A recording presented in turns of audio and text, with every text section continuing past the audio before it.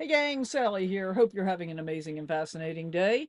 I know I am. And here's our kitster.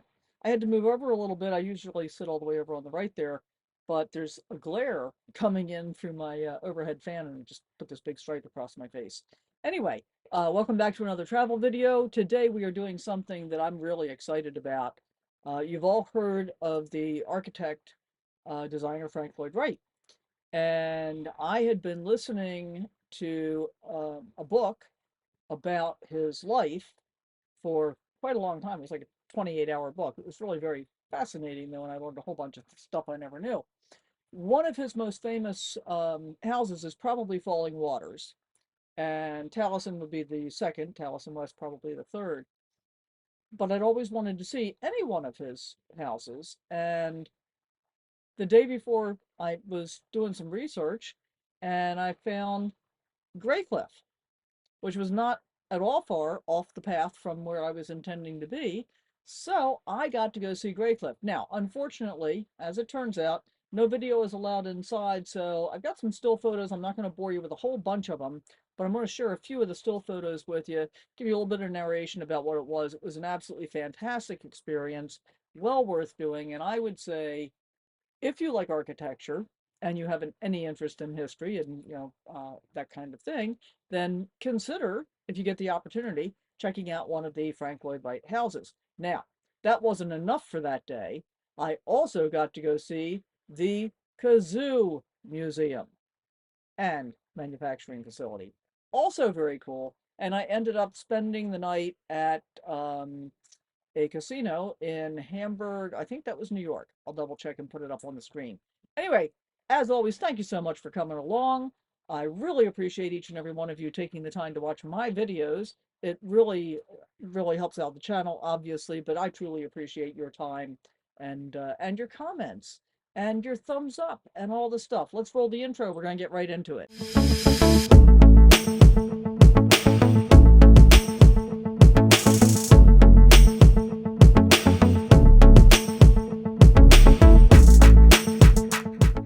Need to have flaggers on both ends. And here we are. Right this way. We're open.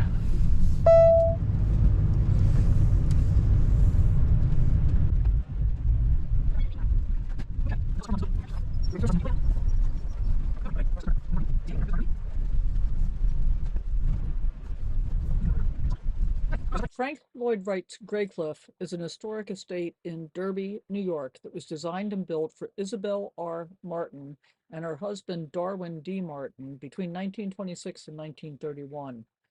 Wright's organic architecture is on display at Graycliff with the house's long, low lines echoing the lake and cliff strata. The house is made from local limestone and red-stained cedar roofs. It features cantilever balconies, ribbon windows, and expansive terraces. The Martins used Graycliff as their summer home from 1927 to the mid-1940s. In 1951, the estate was purchased by the Piarists, a Roman Catholic teaching order from Hungary, and converted into a boarding school. In 1997, the Graycliff Conservancy purchased the property and extensively renovated it. It was listed in the National Historic Register of Places in 1998. Wright designed the estate's landscape, which includes gardens, a tennis court, sunken planting beds, and a hidden garden. Ellen Biddle Shipman, known as the Dean of American Women Landscape Architects, also contributed to the design. Graycliff is the largest and most complex summer residence of Wright's mature career. It's considered a masterpiece in Wright's mid-career organic style and anticipates Falling Water, perhaps Wright's best-known residential design. What do you think, Kit? How much can there be to learn about kazoos? Established 1907, they moved most of their operations for manufacturing someplace else, but they do manufacture here as well. So we're going to go in and see what we can learn. Want to come along? The town of Eden was established in 1812.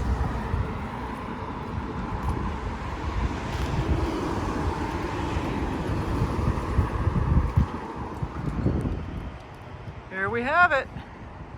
The Eden Kazoo gift shop. Let's go take a look. What do you think, Kit? Okay, you're working now.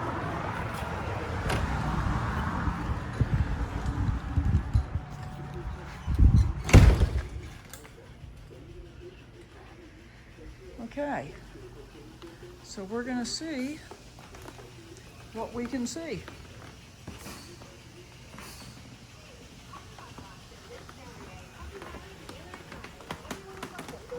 We got a lot of clothes. I'm not seeing a whole lot that is kazoo yet. Hi. Hello, how are you? Good. Do you mind if I film?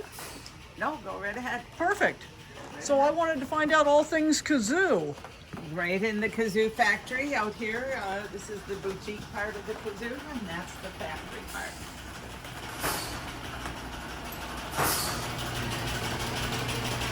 Oh look, we got kazoo sweatshirts. That's pretty cool. Sweatshirts, t-shirts, jewelry.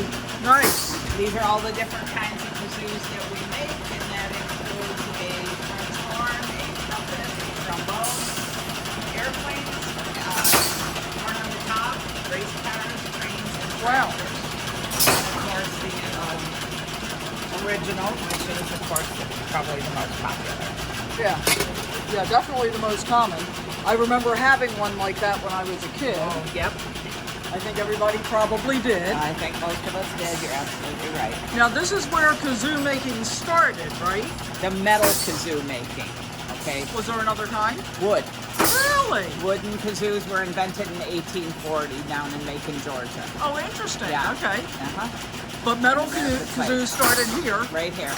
But you don't make most of the kazoos here anymore, right? Yes, we do make all. The only metal kazoos are made right here. Oh, really? Yeah, I thought I that's read that it got shipped off to some other manufacturing location.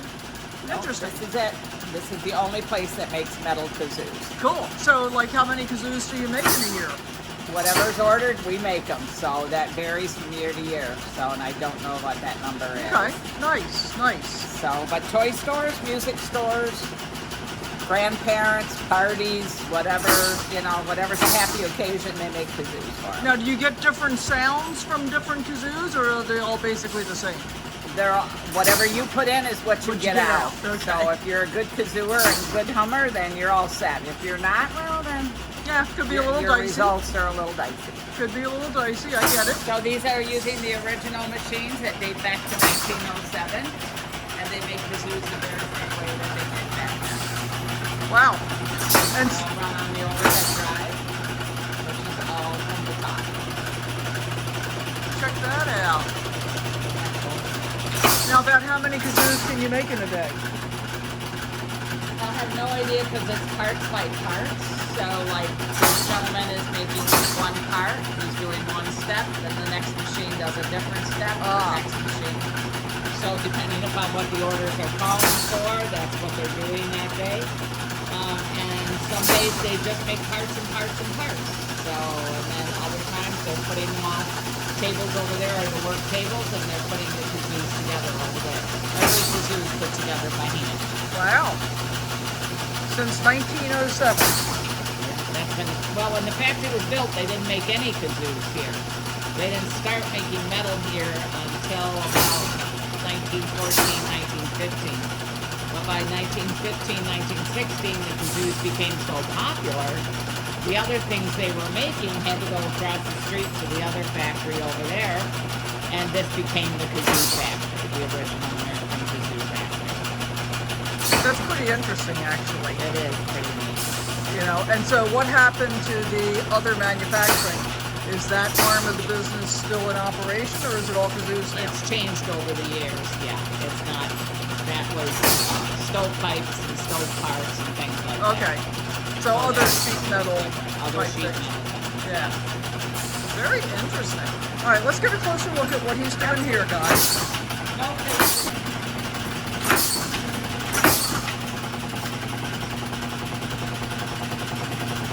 So basically we put in a piece of flat metal and then it stamps. Very cool. Special permission to take pictures. Right, right. Now I normally don't photograph anybody without having asked, which is why I asked as soon as you walked out. Hey, stop. Let's see what else is going on down here. Look at this. Stop. Good. Did that scare you? Okay, we got guys back in the work tables here. And over here.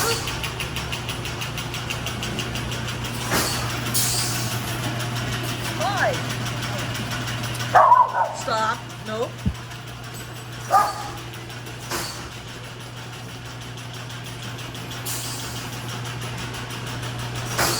If you can hum, you can play.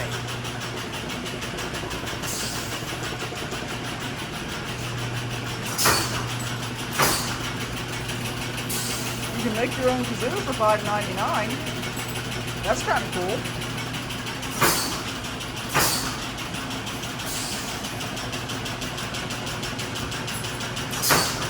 So we got a lot of people from the Northeast have come to see here, and other areas, but not every single state it looks like.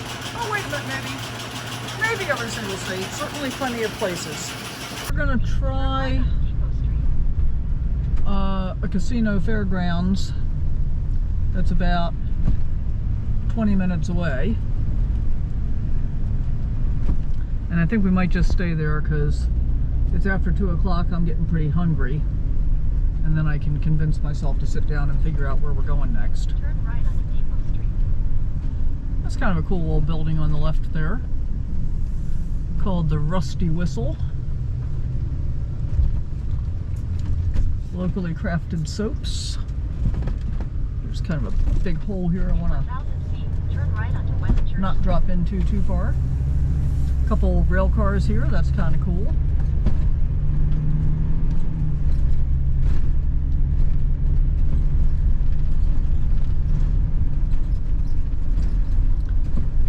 This is very cool. Western Union Telegraph and Cable Office. Eden Veterinary Station.